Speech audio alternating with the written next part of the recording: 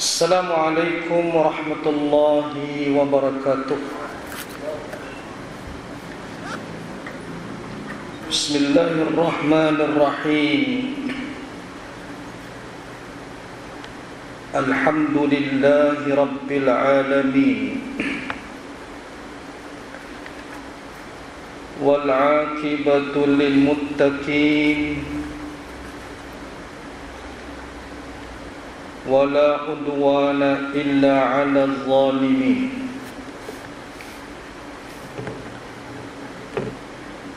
وأشهد أن لا إله إلا الله وحده لا شريك له وأشهد أن محمدا عبده ورسوله اللهم صل وسلم وبارك على هذا النبي الكريم سيدنا محمد وعلى آله وأصحابه وأنصاره إلى يوم الدين. سبحانك لا علم لنا إلا ما علمتنا إنك أنت العليم الحكيم. رب اشرح لي صدري ويسر لي أمري واحلل عقدة من لساني يفقه قولي. اللهم لا سهل إلا ما جعلته سهلا وأنت تجعل الحزن والصعب إذا شئت سهلا. اللهم انفعنا بما علمتنا وعلمنا ما ينفعنا وزدنا علما يا رب العالمين. Tuan-tuan, puan-puan muslimin dan muslimat, hadirin dan hadirat yang dirahmati Allah Ta'ala sekalian, alhamdulillah, syukur kehadrat Allah Subhanahu wa Ta'ala yang melimpahkan kepada kita rahmat dan nikmatnya, taufik dan inayahnya dapat pada malam ini kita bertemu bagi meneruskan kuliah pengajian pada malam ini. Semoga kita semua sentiasa diberkati dan dirahmati Allah Subhanahu wa Ta'ala. InsyaAllah pada malam ini saya diminta untuk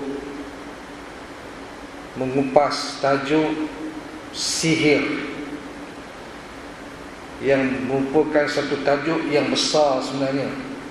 Perbincangan tentang sihir ni tuan-tuan, dalam masa yang lebih kurang setengah jam ni mungkin tak semua kita boleh sentuh lah.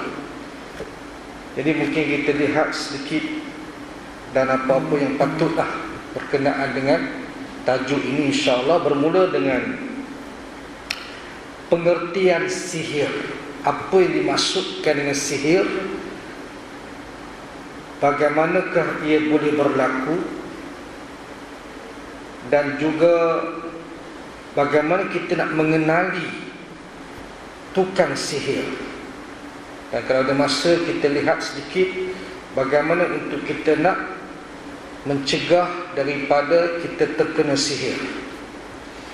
Baik, pertamanya kita lihat dari sudut pengertian sihir ni. Banyak pengertian yang diberikan oleh ulama secara istilahnya lah. Saya nak ambil satu daripada apa yang disebut oleh Ibnu Qudamah Al-Maqdisi. Dia berkata sihir adalah ikatan, penawar dan perkataan atau tulisan mentera yang ia berkata dengannya. Yang ini tulisan itu diucaplah atau melakukan sesuatu yang boleh mendatangkan bekasnya di tubuh orang. Sihir boleh menyebabkan seseorang itu sakit fizikalnya, bahkan rohaninya terganggu, atau batinnya, ya, kedalaman dia lah, fikirannya, hatinya, akalnya. Dengan secara tidak langsung ia merupakan sebuah hakikat yang nyata. Maknanya sihir ini ianya benar-benar berlaku. Dia bukan satu bentuk dongeng, khayalan, ataupun cerita-cerita palsu, tidak. Tapi ia merupakan sesuatu yang benar, hakikatnya berlaku. Dan kita wajib mempercayai adanya perbuatan sihir. Sebab apa? Sebab Al-Quran dan Sunnah bercakap tentang sihir. Bahkan ayat-ayat tentang sihir itu banyak sekali disebut dalam Al-Quran. Ditambah lagi dengan hadis-hadis Nabi SAW yang bercakap tentang sihir, maka kita wajib percaya adanya sihir. Jangan kita kata tak ada ni, ini benda ni, ini mental dia saja, kan? Tak ada kena-mengena dengan perbuatan sihir dan seumpama ni, kita tak boleh nak nafikan. Cuma janganlah pula kata sikit-sikit sihir itu saja. Bila sakit ni sihir, bila sakit ni sihir. Dah, kita nak kena pastikan betul atau tidak, itu saja. Tapi kewujudan sihir itu ianya ada.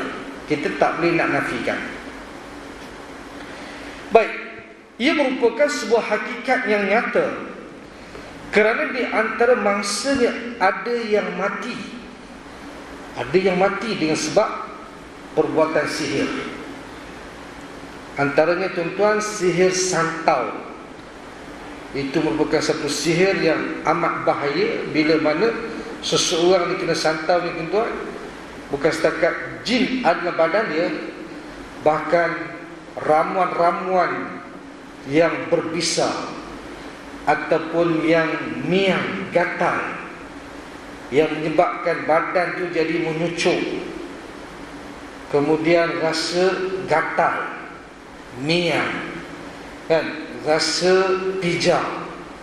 Sebab apa? Sebab bahan-bahan itu telah dimasukkan ke dalam anggota badannya melalui jin yang membawa makanan itu ataupun bahan itu ke dalam badan dia, yang boleh menyebabkan organ-organ dalamannya rosak bila mana ianya berlarutan lama, tuan-tuan. Ni maknanya dia dua bentuk lah. Satu, jin itu sendiri. Yang kedua, ramuan, racun lah kita katakan. Ramuan-ramuan itu maknanya antaranya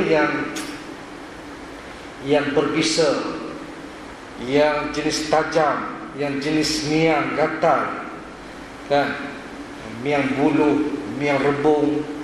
Itu semua dipuja. Dia ada ilmu dia lah. Dan dia boleh bawa melalui jin untuk masuk melalui makanan, minuman, ataupun angin, ataupun langkah. Berbagai-bagai, tuan-tuan. Ilmu sihir ni ilmu yang cukup mistik, mistik. Ni ilmu ni, kita je tak boleh belajar, kan? Jangan belajar, ini ilmu yang tidak bermanfaat.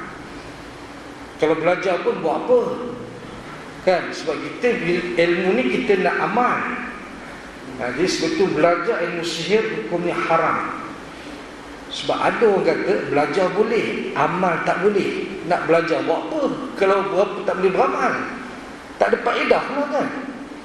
Itu sebab kita selalu doa pada Allah, Allahumma anfa'na bima 'allamtana wa 'allimna ma yanfa'una. Ya Allah, ya Tuhan,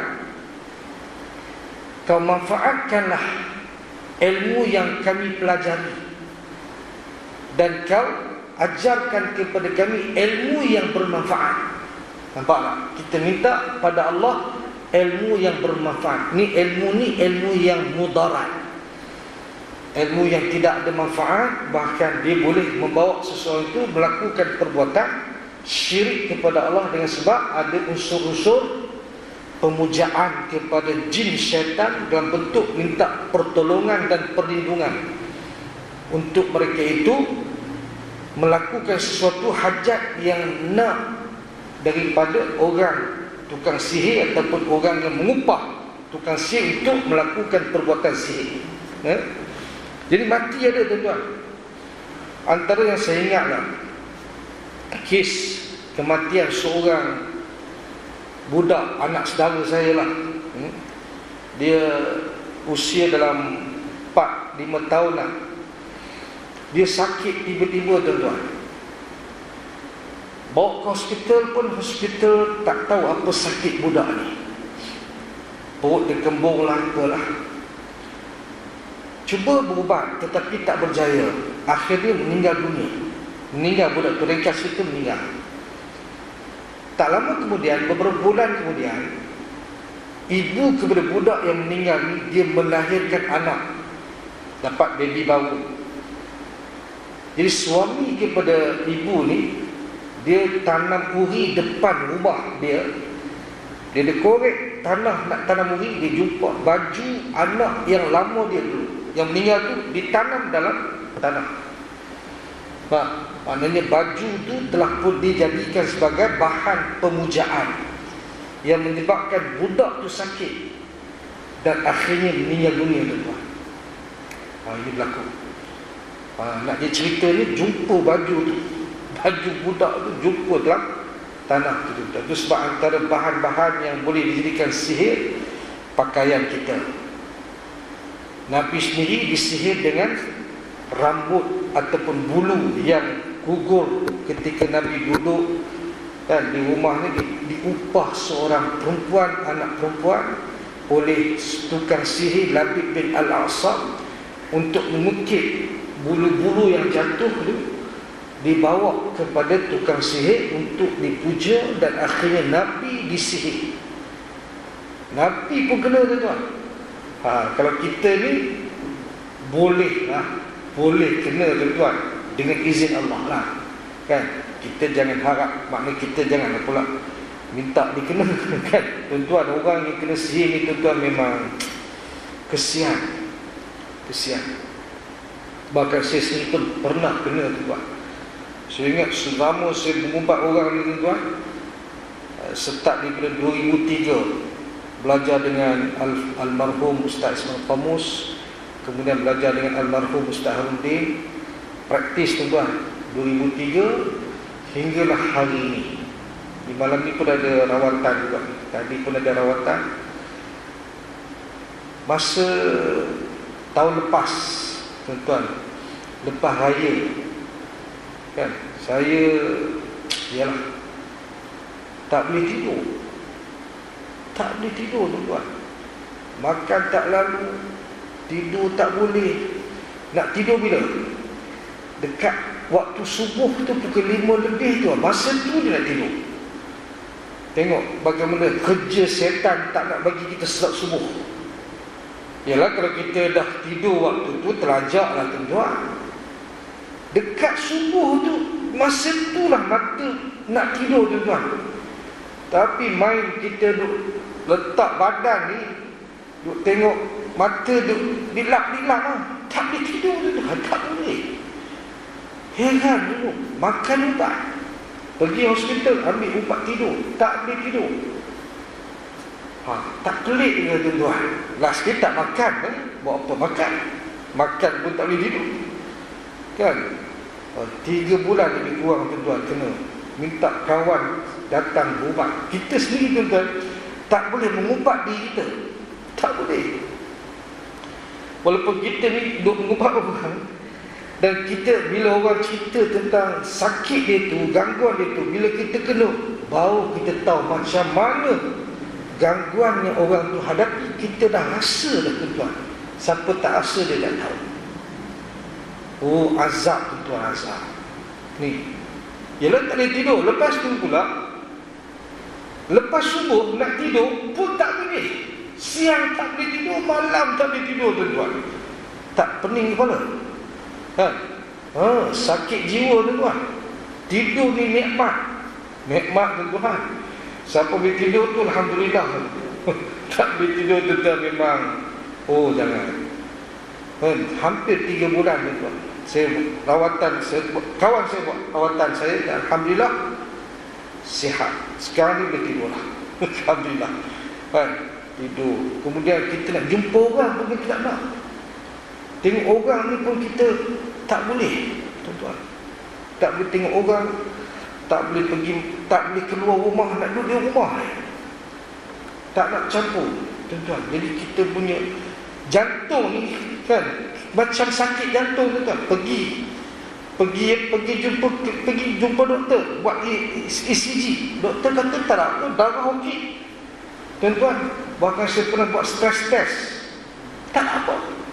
Tapi jantung ni degup macam sakit, macam nak mati, tuan. Ya. Tu kita alami.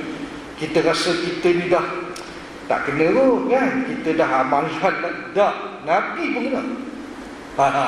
Kalau Nabi pun kena, tuan-tuan, kita ni boleh kena. Dan itu pengalaman yang maknanya satu bentuk yang kita tahulah. Bila orang ada gangguan ni, kita tahulah apa gangguan sebenar, tuan. Habis turun buat badan, berat badan turun hampir 10 kilo, tuan-tuan. Berat badan turun. Kira lah. Kan? Begitu. Tapi kita tak boleh nak ubat diri kita, tuan. Itu sebab doktor kalau dia sakit, dia tak ubat diri dia. Dia pergi masuk hospital. Kan? Pergi jumpa doktor pakar lain. Pergi jumpa doktor. Doktor kalau pun sakit, dia tak ubat diri dia. Dia kena jumpa doktor. Sama kita, walaupun kita tukang ubat, mengubat orang, kita tak boleh ubat diri kita. Nak kena minta orang tolong ubat kita, tuan. Begitu kedudukan diri dia, tuan. Rasulullah macam tu juga. Rasulullah disihir, dia tak ubat diri dia. Allah utuskan 2 malaikat mengubat Rasulullah ketika dia disihir. Rasulullah sendiri tak boleh ubat diri dia. Tapi bila orang lain kena gangguan, Rasulullah ubat, doakan, bagi jampi dan sebagainya. Tapi bila Nabi kena, Nabi tak ubat diri dia. Tak boleh nak mengubat diri dia. Allah utuskan malaikat untuk mengubat Rasulullah dengan membaca 2 surah yang terkenal, surah pendinding Al-Mu'awwizatain, iaitu surah Al-Falaq dan surah An-Nas. Ketika Nabi disihir, tuan, 2 malaikat datang. Satu duduk di sebelah hujung kepala Nabi, satu lagi malaikat duduk di hujung kaki Nabi. Yang duduk di hujung kaki Nabi tanya malaikat yang duduk di kepala Nabi, kenapa laki-laki ini? Kata si hujung tu, kaki tu, kata yang duduk di kepala tu, kata lelaki ini disihir. Siapa yang sihir dia? Jawab si malaikat yang duduk dekat kepala, Labib bin Al-A'sam, tukang sihir Yahudi yang sangat terkenal. Kemudian tunjuklah macam mana dia disihir dan sebagainya. Akhirnya dibacalah surah Al-Falaq dan surah An-Nas, di mana Nabi ni, tuan-tuan, diikat 11 ikatan sihir. 11 ikatan sihir. Setiap kali satu ayat dibaca, memutuskan satu persatu ikatan sihir yang ada pada Nabi. Sebab surah Al-Falaq ada 5 ayat, surah An-Nas ada 6 ayat, 11 ayat. Jadi dibaca satu persatu ayat, memutuskan satu persatu ikatan sihir sampailah habis. Nabi kembali sedia kala dalam keadaan normal. Dia tak ada lagi dah. Bila dia kena sihir ni, tuan-tuan, Nabi dia macam blur. Dan dia tak dapat nak bersama dengan isteri-isterinya. Tak boleh. Itu sebab antara, tuan-tuan, sihir ni juga, tuan-tuan, antara orang dia tak dapat bersama dengan isteri, itu salah satu bentuk sihir. Mana dia tak boleh nak bersama. Tak ada tuan-tuan. Yang dah kahwin beberapa bulan tapi tak boleh bersama. Pelik tak pelik tuan-tuan? Yang heran tu ada kes tuan-tuan, dengan isteri dia tak ada syahwat, tapi dengan orang lain ada syahwat. Makna kata dia normal dari sudut makna kata tenaga dia ada, bukan tenaga dia tak ada. Bukan kata tenaga tu tak ada langsung, tapi yang heran bila dengan orang lain ada syahwat, isteri tak ada syahwat, walaupun isteri secantik-cantik orang. Ini dia perbuatan sihir tuan-tuan. Jaga-jaga lah. Baca-baca ni. Okey, kita skip ya. Kemudian antara mangsanya ada yang sakit. Ini memang common lah tuan-tuan.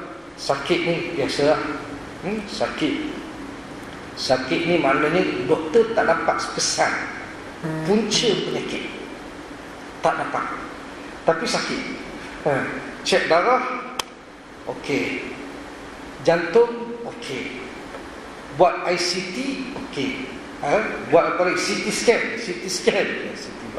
scan okey, buat apa lagi, buatlah apa pun. Akhir sekali dia nak buat apa?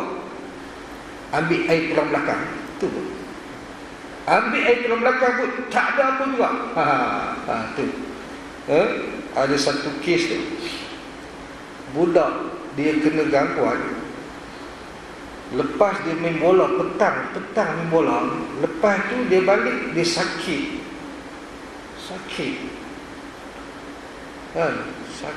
macam yalah, sakit dia punya badan dia sakit lah, dia tak boleh nak jalan, kata lupa orang. Bawa pergi hospital, buat macam-macam X-ray lah, apa benda lah. Akhir sekali ambil air tulang belakang pun tak tahu sakit apa. Last sekali bawa cek tengok ada jin dalam badan dia. Baca-baca dia muncul benda dia bercakap. Maknanya itu yang menyebabkan dia sakit tu, benda tu. Itu sebab tuan, kalau doktor tak dapat kesan, ada lah tu. Biasa tu ada gangguan jin. Biasalah.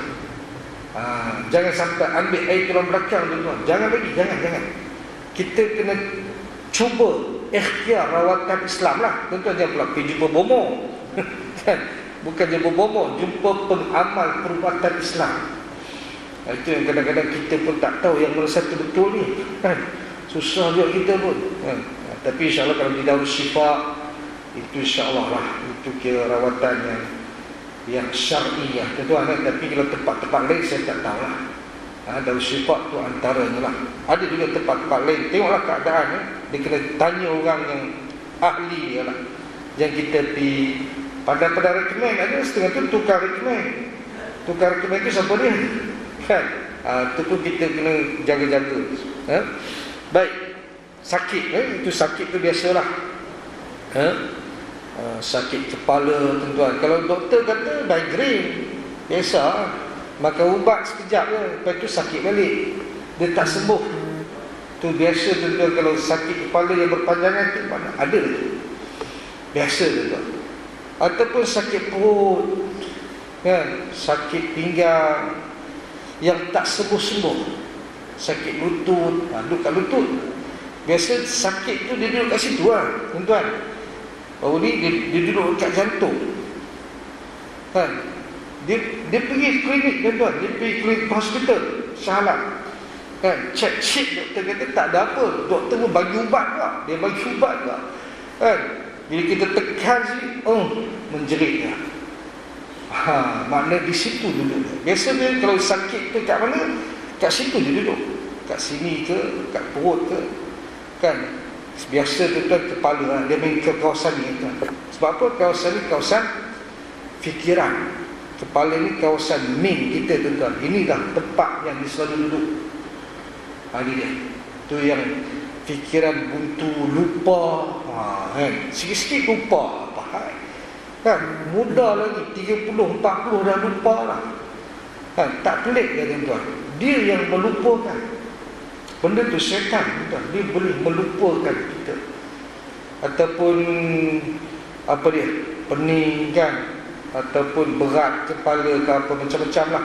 Nak marah lah, benci lah, meluat, menyampah lah. Kemudian tuan-tuan, bila nak solat malah ada juga. Solat dia menguat. Ada kan, macam-macam tuan-tuan, bentuk yang berbagai-bagai. Biasa sakit lah, sakit ni biasa dah. Kemudian suami yang tidak mau lagi memberi nafkah batin kepada isterinya, tak nak. Ada tuan-tuan yang berkahwin, dia tak ada rasa apa dengan pasangannya, tak ada rasa nak apa. Kan, pelik tak pelik tuan-tuan? Kalau tak nak bersama, kan, tak nak bersama. Dia ingat benda tu normal. Bukan normal tuan-tuan. Kalau tak nak kahwin, tak nak bersama, itu tak normal. Kalau dah tua-tua tu lain cerita lah. Kalau masih 30-40, kan, pelik lah tuan-tuan. Ada ya? Ini dia. Kemudian munculnya kemarahan pada diri seseorang terhadap orang lain. Nak marah je, kan, sikit-sikit nak marah. Dia nak marah je. Lepas ni ada kes ni, dia memang marah. Dia ni dia jenis saka kot, dia tahu lah, saka harimau ke apa, dia bersilat. Kata ayah dia, dia suka bila berubat dia suka bersilat. Dia buka silat betul. Kemudian dia marah, marah isteri, marah anak, marah kawan-kawan di pejabat ni. Ya tuan, polis ni kan, marah. Jadi susah lah tuan, marah orang payah. Ini marah, benci, macam-macam lah. Ataupun mendatangkan kembali rasa cinta di antara dua orang. Ada juga sihir pengasing, ada juga tuan. Ada setengah tu dia kena tuan-tuan, duk teringat dia, teringat tuan-tuan. Ni sihir pengasing pula. Tidur malam duk teringat, nak jumpa ya. Nampak tak? Itu pun dia juga. Ada setengah tuan-tuan sampai tahap isteri dia melarikan diri pada rumah, ikut suami orang. Isteri orang, tinggal anak, tinggal suami tuan-tuan. Dia lupa anak, dia lupa suami dia. Pelik tak pelik tuan-tuan? Pelik. Ini berlaku. Berlaku. Dan sampai tak berlaku perceraian. Perceraian ni tuan-tuan, saya rasa separuh daripada berlaku di mahkamah perceraian akibat perbuatan sihir. Itu tuan-tuan. Dah satu lagi tuan-tuan, kita ni tuan-tuan yang tak disihir ni pun tuan-tuan, syaitan duk nak pecah belahkan rumah tangga. Tu dah memang dah, tu kerja syaitan dah. Yufarriquna bainal mar'i waz zawji. Mereka nak memisahkan seseorang dengan pasangannya. Itu memang matlamat, antara matlamat syaitan ni tuan-tuan. Dia nak pecah belahkan rumah tangga anak cucu Adam. Bahkan kalau dia dapat berjaya untuk menceraikan pasangan tu, itu satu kejayaan yang besar bagi syaitan. Mendapat pujian daripada iblis. Iblis memuji anak buah dia syaitan sebab dia berjaya memisahkan suami dan isteri. Syaitan yang tak berjaya lagi tuan-tuan, yang ni dia rasa kecewa. Yang belum berjaya lagi dia kecewa lah. Tapi yang berjaya tuan-tuan, seronok dia. Dipuji oleh iblis dengan sebab dapat untuk memisahkan. Itu yang tidak sihir. Kalau sihir makna double lah. Double tuan-tuan. Itu biasa lah. Jaga tuan-tuan, ini memang dia. Korin kita lah, korin ni syaitan kan. Itu yang duk bisik kepada kita kejahatan tu. Korin ni dia duduk di luar, dia tak masuk dalam badan. Yang sihir tu dia dalam badan lah. Sihir tu hantar orang, tuju. Hak yang tu lagi bahaya pada korin ni. Korin ni memang semua ada. Cuma kita kalau kuat iman, dia kalah. Kita nak ikut dia ke ataupun macam mana? Kan? Itu terpulang kepada keimanan kita lah. Kalau kita kuat iman, insyaAllah dia lemah. Tapi kalau kita tak kuat, dia kuat. Dia begitu dia. Kan? Itu sebab kita kena kuat lawan dia. InsyaAllah boleh lawan. Tapi nak lawan sihir ni tuan-tuan, yang tu agak sukar. Melainkan kalau kita nak kena jumpa orang yang dapat mengubah kita. Kalau tidak, mungkin kita susah nak hadapi sihir ni, tuan. Benda ni benda yang agak orang kata apa, masalah lah, ujian hidup lah, tuan. Okey. Jadi gitu Jadi maknanya itu baru takrif baru tu. Itu baru pengertian baru. Belum masuk yang lain kan.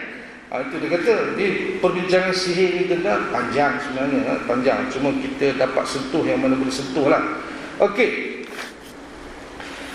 Kalau kita merujuk kepada Al-Quran, memanglah banyak ayat-ayat yang menyentuh tentang sihir. Antaranya wattabahu ma tatlus syayatinu 'alal mulki Sulaiman wa ma kafara Sulaiman walakinna syayatina kafaru yu'allimuna nas as-sihr. Kan? Di mana Allah menyatakan iaitu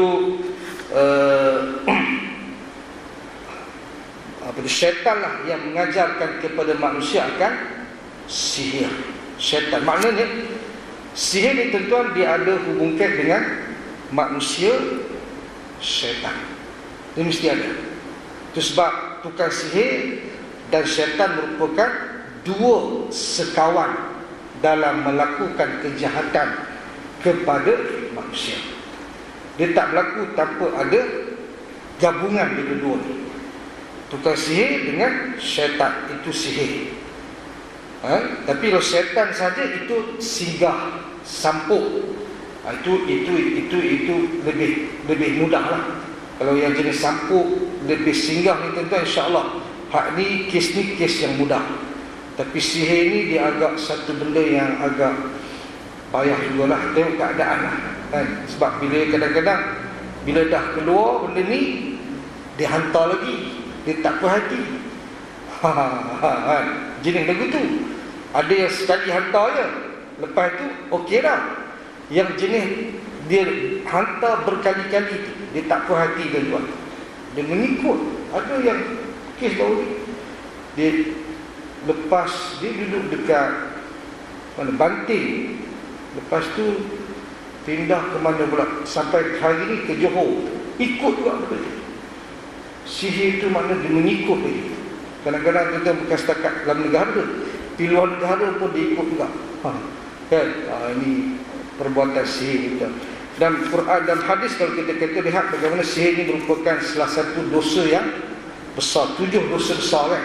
Iaitu syirik, yang kedua sihir, yang ketiga makan riba, bunuh dengan cara yang tidak benar, kemudian makan riba, yang keempat, yang kelima makan harta anak yatim, yang keenam lari daripada medan perang, dan 7 menuduh perempuan yang baik melakukan perbuatan zina. Sihir ni tuan-tuan, tempat dia dosa yang kedua terbesar. Sebab apa? Sebab dia juga adik-beradik kepada syirik. Sebab dia ada bentuk pemujaan, minta pertolongan kepada syaitan. Ini dia tuan. Baik. Kemudian bagaimana untuk kita nak mengenali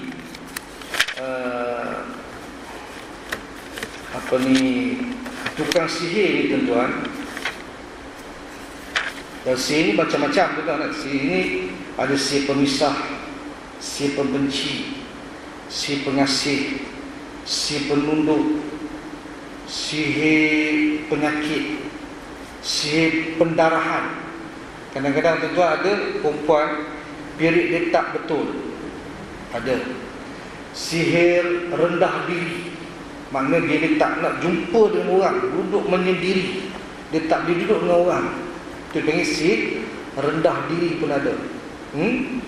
Itu antara bentuk-bentuk sihir. Kemudian bagaimana cara tukang sihir mendatangkan jin dan syaitan juga tuan-tuan. Dia menghadirkan jin dengan melakukan perbuatan-perbuatan syirik lah. Antaranya dia masukkan lembaran Quran dalam tandas, dipijak Al-Quran. Ini semua ada arahan dari syaitan. Syaitan ni tuan-tuan, dia nak ikut suruhan tukang sihir itu. Tukang sihir itu mesti syirik dulu. Syaitan tidak akan mengikut arahan tukang sihir kalau tukang sihir tidak syirik kepada Allah. Maknanya tuan, tukang sihir, tok bomo, tok dukun yang main jin tuan, hakikatnya mereka telah syirik kepada Allah Ta'ala. Sebab syaitan dia tidak akan menolong. Sebab itu matlamat syaitan itu tuan, utama dia untuk bawa manusia melakukan perbuatan syirik. Jadi dia berjaya dah. Itu satu kerjaan yang besar bagi dia tuan. Ada setengah tu dia solat tanpa mandi junub. Jadi solat dia tak sah. Kita nampak dia solat, tapi hakikat dia tuan, dia tak mandi junub, dia tak berwuduk. Dia cuma nak bagi tahu kata dia solat, tapi solat dia tak sah. Kan? Nampak pasal apa? Arahan daripada syaitan tadi. Ataupun tulis Al-Quran dengan najis, ataupun darah haid. Ini semua kerja-kerja yang akan dilakukan oleh tukang sihir supaya syaitan itu dapat menolong dan menunaikan apa hajat dia. Dan tukang sihir ini memanglah kerja dia tuan-tuan, ini satu bentuk apa dia? Kerja yang dapat duit. Tuan-tuan, kerja tukang sihir ini dia satu kerja yang dapat duit tuan-tuan. Sungguh. Itu sebab tukang sihir ini dia punya pengeras dia tuan-tuan bukan sikit-sikit. Kan? Dia mesti ini punyalah, banyak punyalah. Itu sebab kita jangan pergi jumpa tu siapa yang pergi jumpa tukang sihir ni, takut dia kena sihir, dia kena pukau. Bila dia kena pukau, apa yang dia minta, apa yang dia cakap, percaya habis. Itu kita pergi bukan untuk selesai masalah, kita pergi cari lagi masalah yang lain itu. Itu jaga-jagalah. Dan memang kalau kita tengok di negara kita hari ni tuan-tuan, tukang sihir, tok bomo dan sebagainya, semua masih orang kata berluasa lagi. InsyaAllah kita punya waktu pun dah isyak pun dah masuk dah.